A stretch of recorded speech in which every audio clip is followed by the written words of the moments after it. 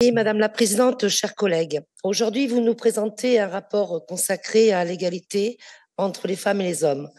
Mais je dois vous le dire franchement, ce rapport sonne creux. Il oublie l'essentiel, la sécurité et la santé des femmes.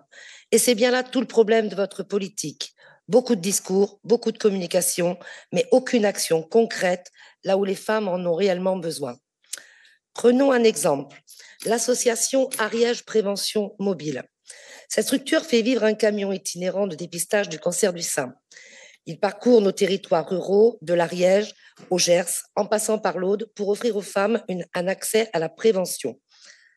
Un service vital, surtout quand on sait que le cancer du sein est la première cause de mortalité féminine en France. Chaque année, 58 000 femmes sont diagnostiquées, 12 000 en meurent. Et pourtant, ce dispositif a été refusé. Pendant ce temps, la région trouve des milliers d'euros pour des structures comme Migraine ou l'An 01, associations issues du militantisme idéologique et communautarisme qui n'ont rien à voir avec la défense concrète des femmes. On parle de campagnes de communication sur la déconstruction du masculin, d'associations pro-immigration ou d'actions symboliques sur les réseaux sociaux, pendant que les femmes des territoires ruraux attendent, elles, un dépistage qui peut leur sauver la vie. Alors oui, permettez-moi de poser la question. Pourquoi subventionner des structures qui font du bruit à celles qui sauvent des vies?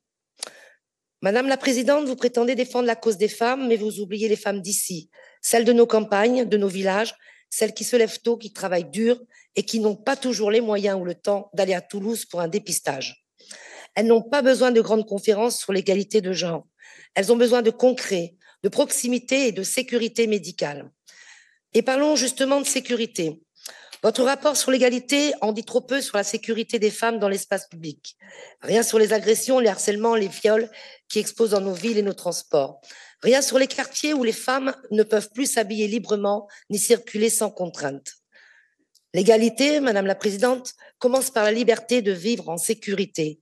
Et cette liberté, vous la sacrifiez sur l'autel du politiquement correct. Nous, élus du Rassemblement national, nous disons stop à l'hypocrisie.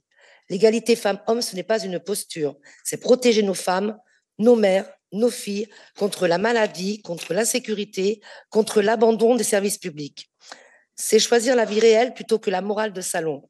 Alors oui, nous demandons solennellement que la région subventionne l'association Ariège Prévention Mobile, parce que la santé des femmes d'Occitanie vaut mieux que les subventions idéologiques, et parce que les femmes d'ici méritent mieux que des discours. Elles méritent du courage et des actes. Je vous remercie.